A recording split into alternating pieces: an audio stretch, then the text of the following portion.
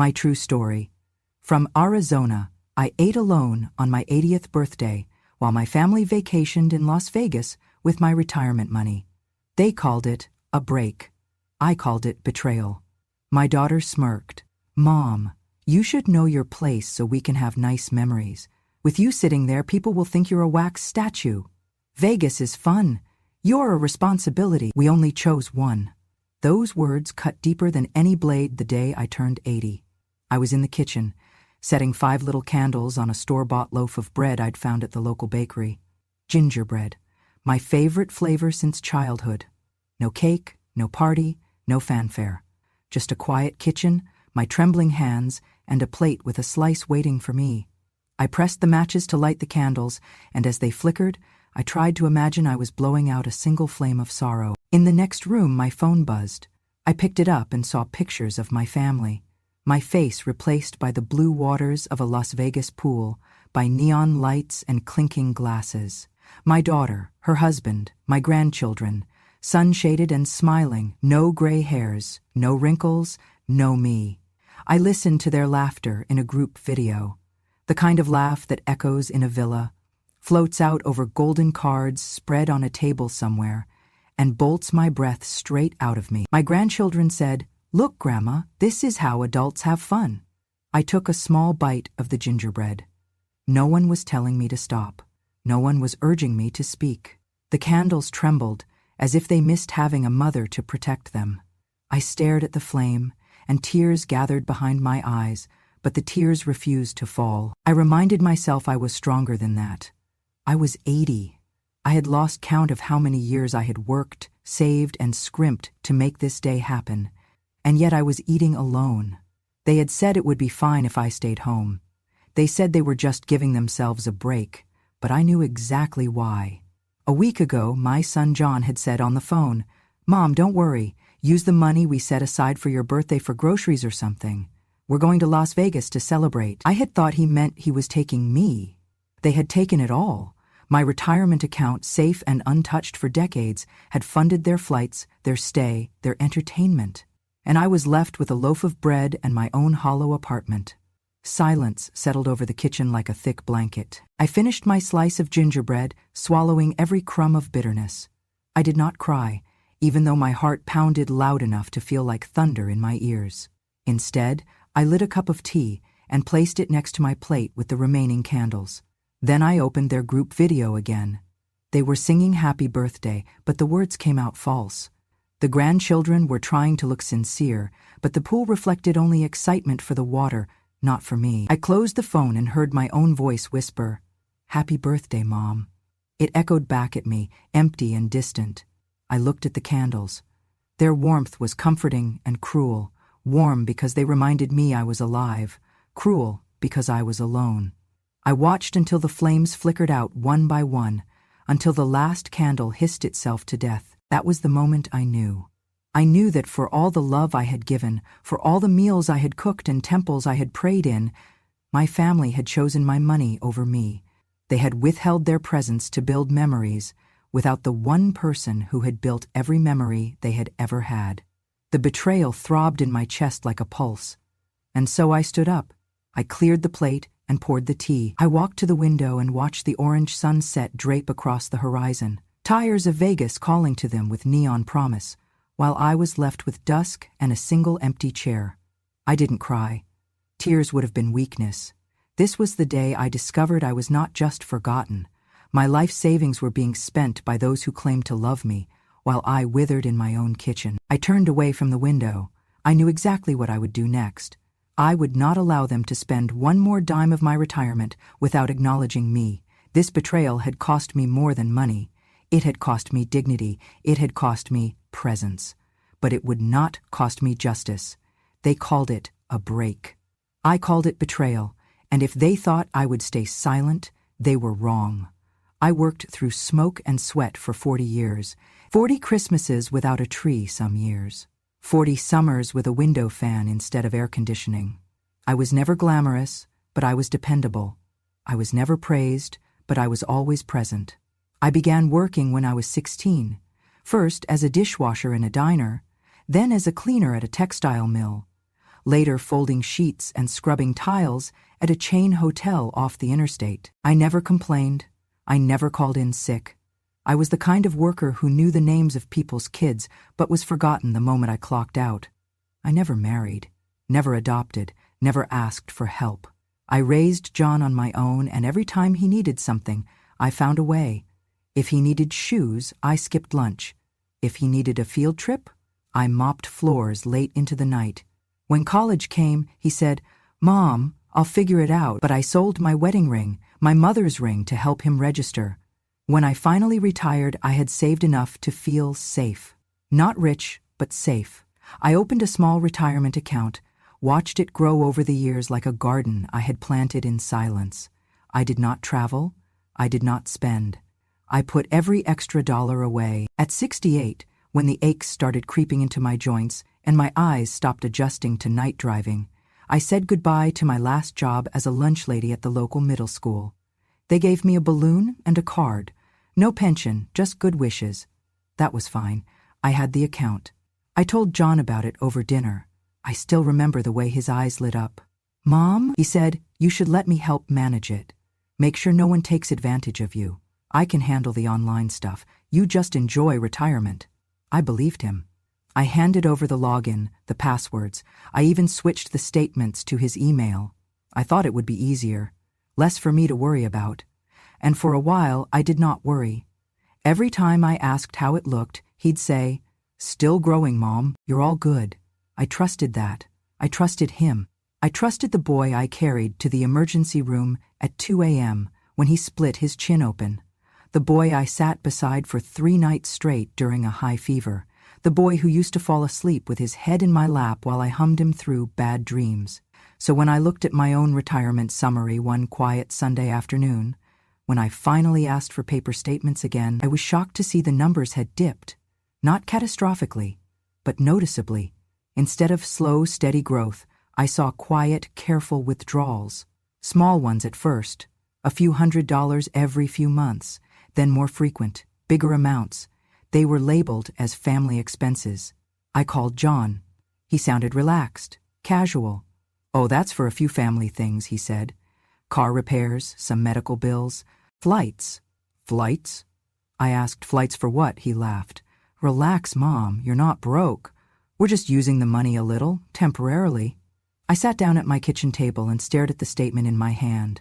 I remembered every mop handle, every stack of dishes, every late-night shift on aching feet, and all of it had slowly turned into someone else's vacation fund. I asked him when he planned to repay it. He said, "It's not really about repayment, Mom. We're family. What's yours is ours." And that was the moment it clicked, not just the money, but the truth. I had worked my body to the bone, so someone else could take selfies in casinos and call it love.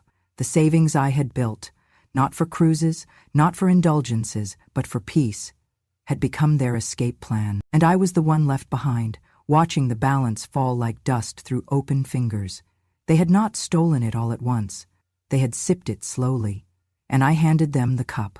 On the morning of my 80th birthday, I woke before dawn. The sun was still climbing behind the desert hills when I decided to bake a pumpkin cake, the one thing I had always loved since I was a child, back when autumn meant more than just dust and heat. I measured the spices carefully, whispered thank yous with each sift of cinnamon and nutmeg, and shaped the batter into a pan I had used for years. I remembered pressing the edges with my fingertips and thinking, "This cake will be for me. This one gift is just for me." While the oven warmed, I cleared the table in the corner of my kitchen. No fancy linen, just the table I'd bought secondhand after John graduated, a sturdy piece that had seen homework scribbles, birthday candles, heartbreak, and hope. I placed the cake in the center.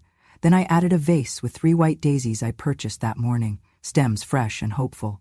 I lit a small lamp in the room, enough to chase away the shadows but not bright enough to signal party lights. It felt like home. By mid-morning, the cake was ready. I spread a thin layer of cream cheese frosting, dusted it with cinnamon, and placed a single candle in the center.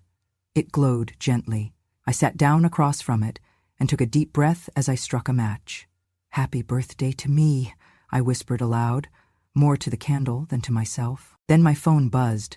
The message tone felt jarring in the silver sunlit quiet. I picked it up and saw my daughter's name, Heather, floating on the screen. Look, she had captioned a photo she sent. Her and John, side by the Las Vegas Bellagio fountains, my grandchildren laughing as water shot over their heads and glittered. The next message was a video. Inside a shining resort lobby, the chandeliers were neon brighter than the Arizona sun, and laughter thundered through the speaker. Heather's voice echoed, "Dad and I are about to hit the slots." I set the phone down. No greeting, no mention of birthday, no mention of me. Just pictures and the sound of leisure I had financed, without permission, without presence. I picked up the plate and cut a small slice, only a sliver, but it felt like more than I deserved. I carried it to the table and sat, knife in hand, carved through each soft bite with ceremony. It tasted of memories, childhood autumn pies, Sunday church dinners, family meals with all of us around the table. I swallowed each bite with care, savoring the richness and mourning the absence of company. Another buzz. This time, the grandchildren. A video call. I lifted the phone and said, "Hello, Grandma is eating cake." Little Emma, my 6-year-old granddaughter, appeared. She tapped the screen joyfully and said in that sing-song voice, "Happy lonely birthday, Grandma." And then all of them started giggling, Dad, Mom, Uncle Matt. Their laughter rattled through my ears like a cold wind. I blinked back a million unshed tears. I said nothing. I tried to smile, but laughter and kindness drowned out by their mocking tone. "Thank you, sweetheart," I whispered to Emma. Then I pressed end. I returned to my slice of cake, its sweetness ruined by the bitter aftertaste of abandonment. The daisies dropped slightly in the vase. The candle sputtered near its end. I thought back to John's words. "Use what we set aside for your birthday. We're just taking a break." A break. How careless, how familiar. I had heard that word countless times. Break. Break from chores, break from expectations. This time, a break from the woman who raised them. I examined the crumbs on my plate. Each one was a tiny testament to my limitations. I had done everything, sacrificed my body, my money, my future. I had prepped dinners, tucked them into bed, nursed fevers, patched scraped knees, helped with homework. I had held them through storms, literally and figuratively. I had taught them good manners and braced them against bad ones. I had cheered for their opposing teams just so they'd feel seen. I had given them everything. And yet here I sat, alone with a cake no one would eat with me. There was no ache like this, no broken bone or scraped hand had ever hurt as much. The quiet kitchen, once filled with voices, now felt like an echo chamber of loss. The daisies drooped more. The candle flame shook as if shivering from fear. I wanted to bury my face in my hands, but I didn't. I folded my napkin neatly instead. I drank my tea. My mind wandered back to when Emma was born. I remembered the cold January morning, the heat lamps, the nurses cooing. I remembered holding that tiny human and promising myself I would never let her down. I had kept that promise. Not once had I failed. Not once had I taken advantage. I had taken each penny, each moment, and turned it into something good for them. But they had taken mine and turned it into Vegas lights. As the candle burned low, I did something I had not done in decades. I stood up and walked across the kitchen. I knelt by the table. I closed my eyes. I didn't breathe. I listened. I took in this moment, this aloneness, and held it as a witness to my own dignity, to my own worth. When I opened my eyes, I blew the candle out. Thick smoke rose, blanketing the tiny room in a momentary veil. It felt like a blessing, or a curse, maybe both. I cleared the plate. I washed the few dishes. I wiped the table until it shone. I returned to my chair. I picked up the phone, unlocked statements online, and stared at the numbers again. They had dropped another $3,000 this week. In 2 years, nearly half the account had disappeared. But none of it mattered as much as the knowledge that I had been left alone to eat cake on the only day I mattered. I finished the cake slice, then ate one more, then a third, just to remind myself I had control. They didn't decide when I ate. I did. I lit a fresh candle, even though the sun was still useful. I let its flame burn for a while, not for celebration, but for memory, for mourning, for the promise that I would not disappear quietly into their memories either. That night, I wrapped the cake leftovers and placed them in the fridge. I wrote in my journal, "They call it a vacation. I call it erasing my birthday. Shame on them." I went to bed early, bundled in blankets. I did not cry. I seldom cried. Instead, I lay still and let resolution settle in, like a stone finding its place. I had baked a cake for me, ate it for me. That moment, that choice, was mine, and tomorrow I would ask questions, hard questions. Questions about money, about respect, about what happens when your life savings becomes someone else's holiday fund. I would not be invisible, not anymore. They might have taken the candles from my table, but they could not take the fire that still burned inside me. I awoke the next morning with the taste of cinnamon and ache of betrayal still lingering in my mouth. I couldn't sleep, not after yesterday's revelations. So I made tea and sat in my favorite armchair by the window, the faint glow of dawn filtering through dusty blinds. I stared at the silence, feeling it press against me. Then I picked up the phone and dialed my son's number. It rang 3 times before he answered. There was noise in the background. Traffic? Hotel lounge music? I couldn't tell. "Hi, Mom," he said. His voice was casual, the same as always, as if nothing had changed. "John," I said, "can you tell me the name of the bank where the retirement account is held?" He paused. I could almost hear him weighing his words. "Mom, can we not do this today? We're on vacation." "A vacation you used my money for," I replied, and kept my voice steady.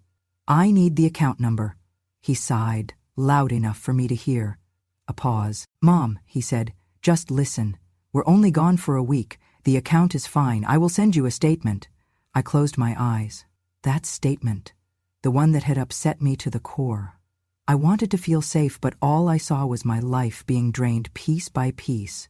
"John," I said again, firmer, "where is the money I saved?" "What money, Mom?" he asked. "It's your retirement account. We just used a bit for a trip." I felt my pulse tighten. "Used how much?" He hesitated this time. "Mom, like 3,000 total, for flights, room, meals at the resort, spa packages. It was our treat to ourselves. But it's fine. You'll get it back when we get home, no big deal." My voice was calm, too calm. "That money isn't yours to spend. It is if we're family," he said. I clenched the phone. I'd heard that line before, "What's mine is ours." But the reality felt like, what's mine is gone, and I'm the one left behind. "Are you going to give it back?" I asked. "Soon?" He laughed. "Mom, relax. You're 80. You should enjoy something for once. A massage in your seat would help you understand." I took a breath. My vision narrowed to the phone. I thought of crumbs of pumpkin cake and the laughter I never heard. I thought of those neon pictures flashing on my screen as though I were a ghost haunting their joy. "I want the money back," I said softly. He was silent a moment. "Give us a break, okay?" That was his final word before he hung up. A break. Later in the morning, I sat at my desk and waited. I resisted the urge to call the bank myself. I had, after all, given them the information. But I wanted to hear it from the horse's mouth. About 2 hours later, the phone rang. It was the bank. The voice was polite. A woman in a neatly clipped tone said, "Hello, Mrs. Rogers. This is Blue Desert Bank. I'm calling about your retirement account." I felt my pulse picking up. "Yes?" "Well, ma'am," she said, "there's been recent account activity that triggered a security protocol. A number of large withdrawals from locations far from your home. We've temporarily suspended access to prevent potential fraud." I stared at the phone. Suspended. Frozen. She continued, "You will not be able to use debit cards, make transfers, or withdraw funds at this time. This is reversible, but requires your verification in person, either at a branch or via notarized documentation." My throat went dry. So there I sat, phone pressed to my ear, words swimming in the room. I thought of her calling me older, unreliable. I thought of him laughing about my age, and now this. "Okay," I said, voice barely a whisper. "What do I need to do?" She recited the steps. I wrote them down. Then she said, "I'm sorry for the inconvenience, ma'am. You should be able to resolve this when you return to town. This is a common procedure." I thanked her and hung up. The silence in the room came crashing in. The bank had taken action. My money was out of reach, not gone but unreachable. Like me, I moved to the window again and looked outside. The sky was a pale blue, the sun warm.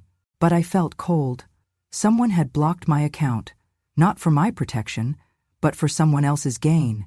The nerve of them to call it inconvenience. I counted the steps it would take to get to the nearest branch. 50 yards. Yet I wondered if I had the strength to walk them. My throat felt thick, heavy. That afternoon I tried dealing with small things. I wrote notes for groceries. I thought of errands, but each time I picked up the phone, my mood changed. I dropped it again. Then I found the old journal tucked in a drawer, the one I wrote in when I celebrated my 60th birthday, in the same kitchen, with hearty chocolate cake and laughter swirling inside. I opened it and found the entry from 20 years ago. I had written, "Today I celebrate a life I built from my own 2 hands." I closed the book, because today at 80 I was still celebrating, but the foundation was shaking. I remembered something else. I had not transferred legal ownership of the account. I had let my son manage it, but I was still the account holder, the beneficiary, the one who signed every form. That meant I still had options. It was a Tuesday afternoon when I reached for the phone again, but this time I called the law offices of Carter and Hughes in Phoenix. I remembered Mrs. Carter had once introduced herself at a church meeting and offered pro bono help to seniors. I remembered the words on her business card. Advocates for dignity. When the receptionist came on the line, I said, "I need to make an appointment. It concerns account fraud and elder neglect." She was kind, urgent, setting a time for a consultation within 2 days. I hung up and looked at the clock. 2 days. As though I had planted a seed that would sprout. I stood up, walked to the fridge, opened it, and stared at the leftover cake. I closed it and turned away. I returned to the window and watched the afternoon sun dip. There I remained, breathing in the knowledge that I had snapped something back, my quiet determination. They thought it would be just a week. They thought it was their money. They thought I was 80 and old, but here I was, older and wiser. At dusk, I lit a single candle and sat with my tea. I no longer felt like a woman who had lost something. I felt like a woman who had woken up, and tomorrow I would go to the bank. I would prove my identity. I would give evidence. I would secure my money. And if the lines in the contract had cracks, I would widen them with legal counsel. I would not be forgotten again. They had locked me out. But it was they who would remain locked out when I found the key. That evening, I sat in the dim light of my kitchen, phone in hand, staring at the contract I had signed decades ago with the bank. I reread every paragraph, every clause, searching for the small print that would give me power back. I had already contacted the lawyer in Phoenix, and his voice had been firm and steady. "Mrs. Rogers, we will request an immediate investigation into irregular account withdrawals. We need any evidence you have." I found it then. The voice memo I had recorded 3 weeks ago. Without them knowing, during a family FaceTime when Heather was unplugged from the camera but still visible. Her words were sharp and cruel, but she thought no one was listening. I pressed play on the recording, and I heard her say, "Mom is dirty, outdated, and needy. She's an embarrassment. Going to Vegas with Dad will help us forget her." The way she said, "dirty," made my stomach churn. And then, "It's just better without her." She, thought I could be erased. I listened to it twice, tears threatening to fall. Then I pressed delete. I would not cry in this kitchen tonight. I would be prepared. The lawyer called back, telling me to gather all records and to meet the next day in Phoenix. He said the bank would need a formal affidavit and supporting material. He told me to expect backlash, resistance. Families don't often weaponize money against one another. But I wasn't in most families. The next morning, my lawyer, Mr. Carter, called the bank and requested a precautionary hold on any further withdrawals. He explained that Mrs. Rogers suspected elder financial abuse. The bank complied. They froze the account, but said the money remained secure. Then the paperwork began.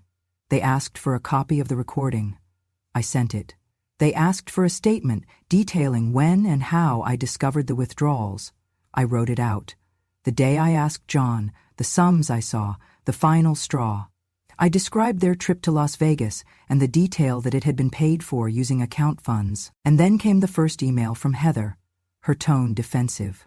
"We thought that was our money. We don't know why you're making such a big deal." We saw it as family. Mom, I'm sorry you feel attacked. I forwarded the email to Mr. Carter. He replied, "This is standard. One side offers empathy. We need facts." That evening, the bank called again. They informed us that the recorded sample and affidavits had triggered their internal fraud department, meaning they would hold the funds indefinitely until a final decision was made or legal judgment reached.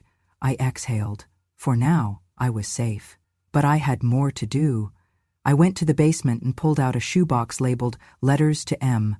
Inside were birthday cards, school programs, receipts, photographs. I took photos of me teaching her to ride a bike, of us at church, of me cradling her while she slept during a fever. I gathered them in a folder to hand to the lawyer. Documentation of my lifelong presence, my sacrifice, and the foundation of our family. The next day, we met. Mr. Carter looked through the photos, nodded. He carefully threaded into his briefcase the printed transcript of the recording, the bank statements, and a timeline of my requests. "Next step," he said, "is the provisional hearing. They will want to argue that the withdrawals were consensual and the temporary freeze will likely be extended. You just need to show they breached trust and that you were coerced by family expectation." He paused, looking at me. "Do you feel ready to come forward if this goes public?" I thought about the night I ate cake alone. I thought about those daisies. I thought about voice memos hidden in the shadows. "I'm ready," I whispered. A week later, I was inside a courtroom for the provisional hearing. The judge looked older than I was, steady and quiet. Opposing counsel spoke for the family. They said the withdrawals were used for family expenses with implied consent. They said I loved them. They said that John and Heather believed they were preserving memories for all of us. I stood quietly to one side. When it was my turn, Mr. Carter asked me to describe the withdrawals. I told the judge. They took the money without asking. They didn't tell me the date or purpose of the Las Vegas trip. I didn't mind helping until I discovered it online. I had no idea how much had been withdrawn until I saw it diminishing week by week. I handed the judge the recording transcript. He held it quietly, then asked the bailiff to play the audio. Heather's voice floated through the courtroom, cold, casual, demeaning. Mom is dirty, outdated, needy, her throat closed, but she had to stay silent while her own words filled the room. When the recording ended, I looked up. Heather's face was pale, John's eyes went to the floor. I felt a burst of relief, like light through dark clouds. Judge Brooks leaned forward. "Thank you for the clarity. Based on the motion and the audio, this court orders a continued freeze on the account. The bank must hold the funds until a full hearing. Additionally, a guardian ad litem will be appointed to represent Mrs. Rogers' interests, if necessary." The judge's gavel echoed. The account remained frozen. Outside the courtroom, cameras and reporters awaited.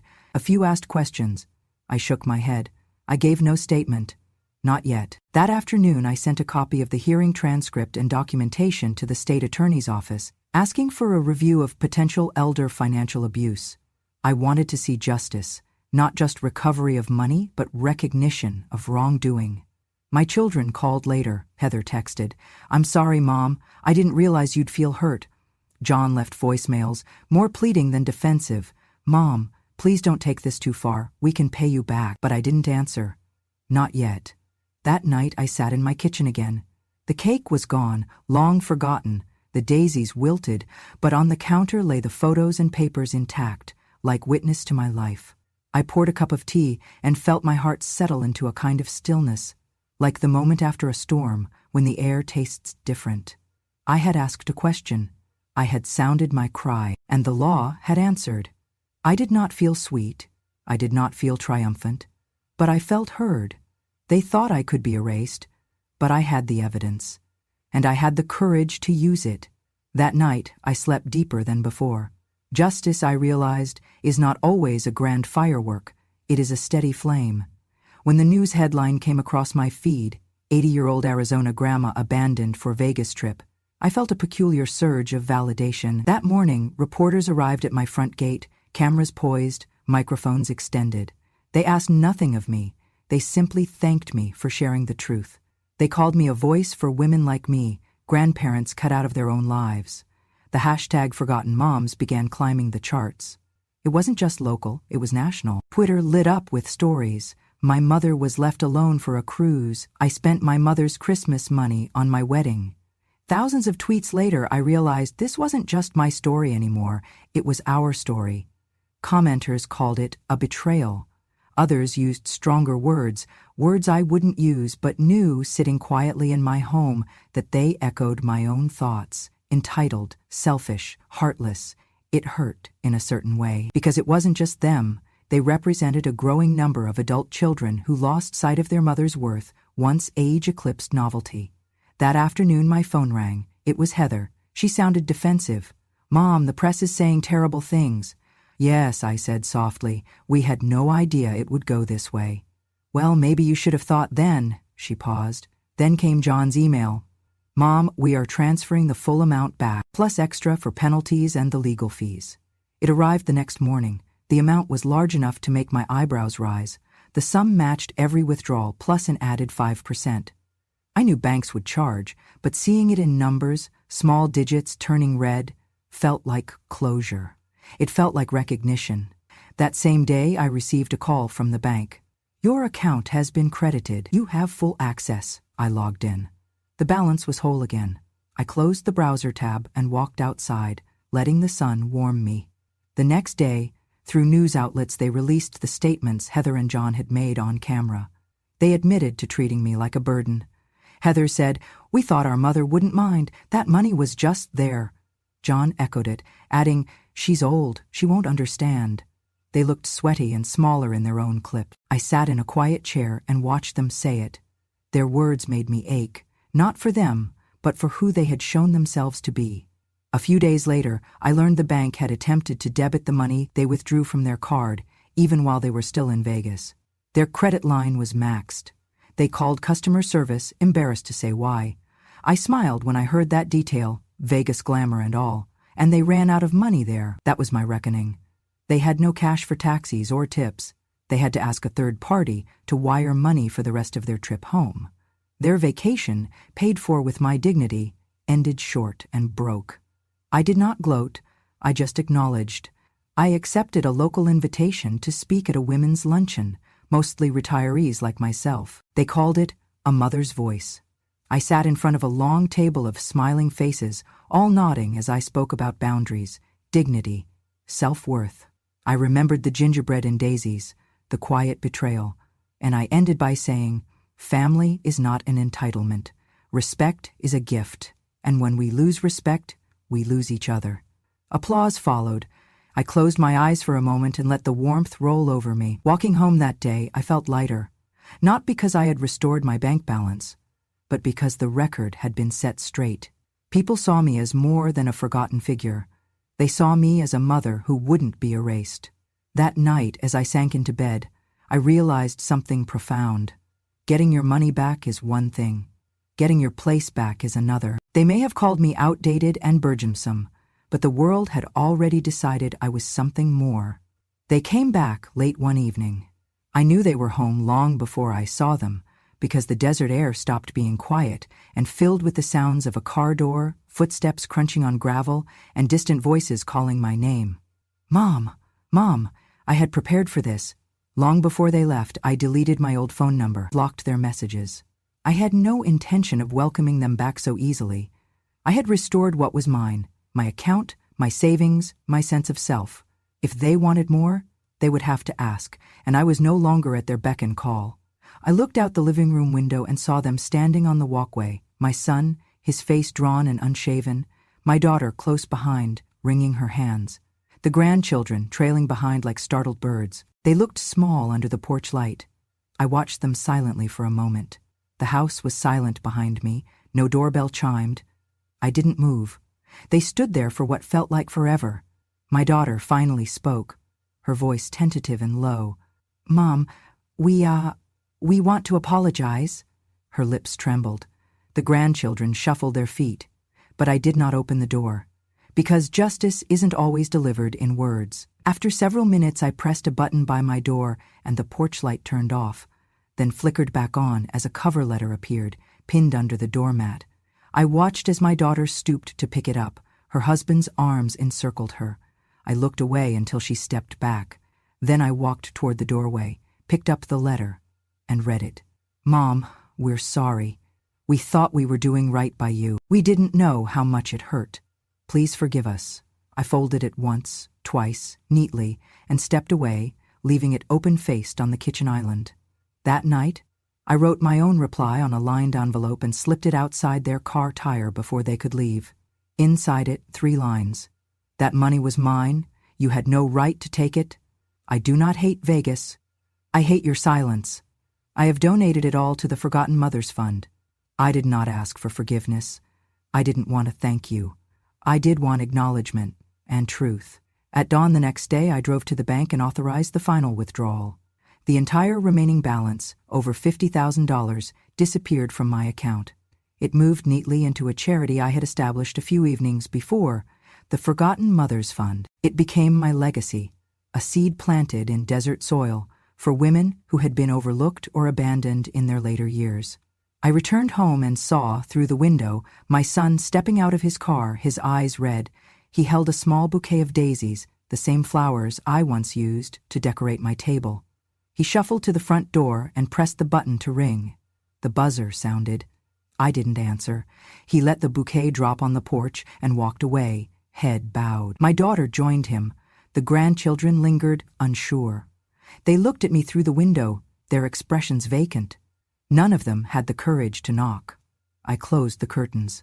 The sense of peace that followed was profound. My house was mine again. My walls heard my footsteps. My floorboards remembered every night I woke to care, every night I lay awake with worry.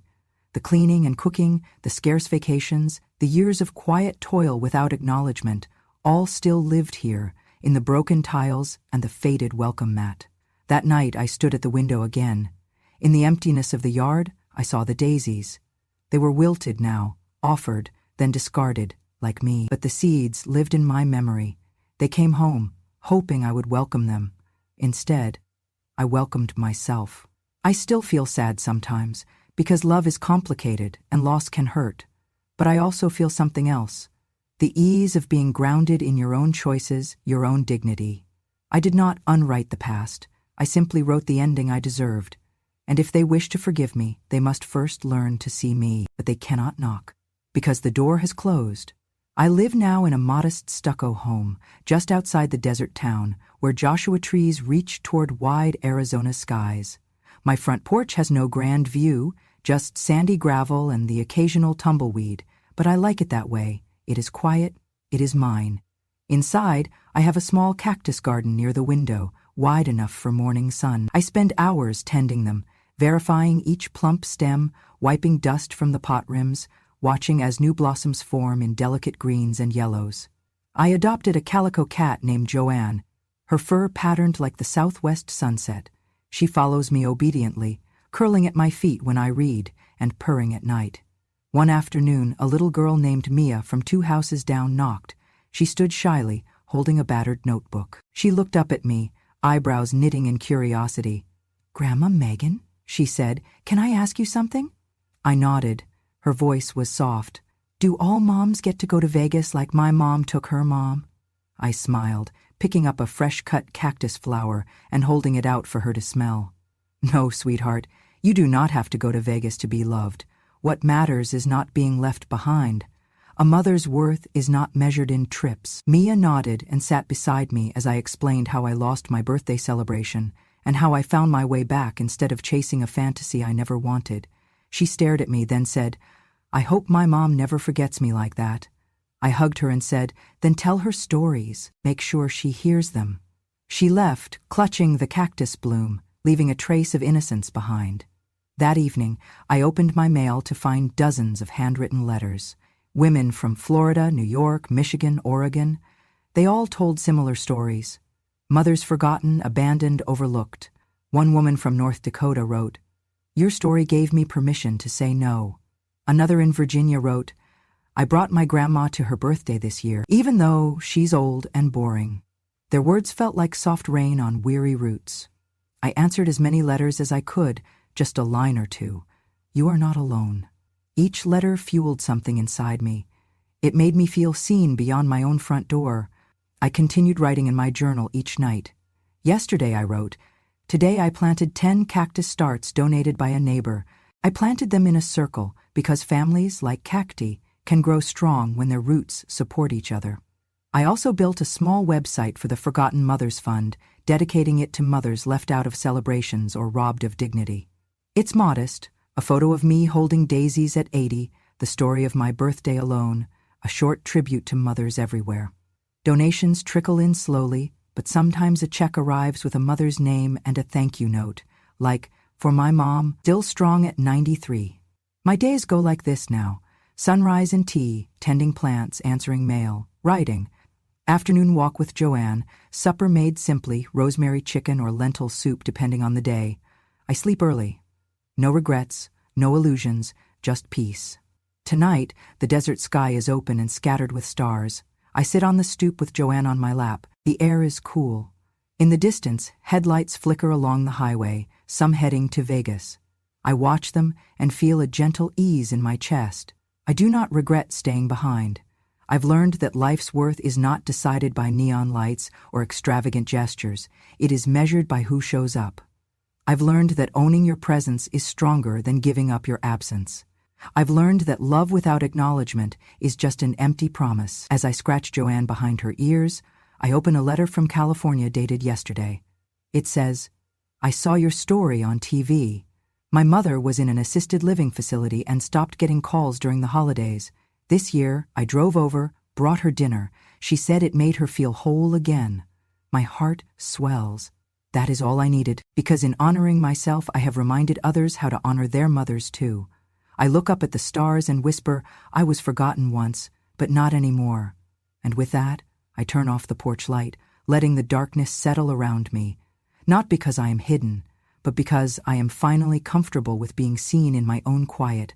I no longer seek the applause of Vegas lights. I have my garden, my feline, my stories, and a world that hears me. I don't need my children around me to feel complete. I don't need apologies whispered through a closed door. What I want is simple, not to be folded away like an outdated photograph, tucked behind newer, brighter memories. Yesterday I stood on a small sand dune outside my house. I wore a dress I had sewn years ago, linen with a floral print that reminded me of spring mornings. The sun was dipping low, dessert's blood orange. I closed my eyes and lifted my face to the breeze, feeling the warmth on my cheeks. I had Joanne curled around my ankles and the desert stretching out before me, endless, open, and mine.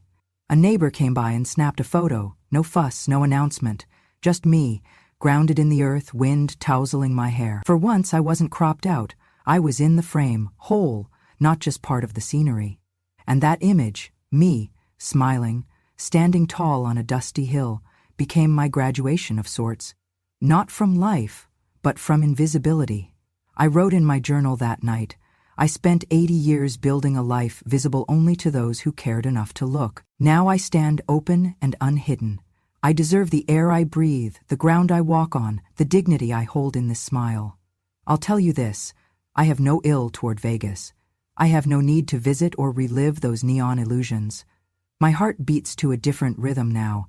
Cactus blossoms, tea at dawn, letters from women who found strength in my story. Not long ago, a friend sent me a quote, "Do not go where the path may lead, go instead where there is no path and leave a trail." I kept that written on my fridge, because I didn't need their applause, I needed their awareness. And mine. People called me the grandma who stood her ground, but I don't see it that way. I just see a woman who refused to be erased. And so, here, on this red sand, with cactus and sky, I choose the story I deserve. I choose presence over absence. I choose quiet dignity over hollow celebration. I choose not to be a legend to be whispered about once a year, but a person to be remembered every day. If you've ever been the one folded behind the scenes, the one erased for convenience, hear me when I say, you are not invisible. Your seat is not empty unless you let it be. I did not need my family's approval to exist. I needed only to stand in my own truth, and that is enough. Thank you for listening to my story. If it reminded you of your own mother, or the grandmother you wish you'd understood better, or the silent strength of a woman who gave everything and asked for nothing, then I invite you to stay a little longer. On this channel, Grandma True Stories, I share the truth they tried to bury, stories of betrayal, quiet revenge, and the power of remembering. Not loud, not bitter, just true. So if you believe that wisdom doesn't shout, it remembers, and that revenge has no expiration date, then hit that subscribe button. There are more stories waiting to be told, and this grandma isn't done speaking yet. Thank you for listening, and never forget, the quietest woman in the room remembers everything.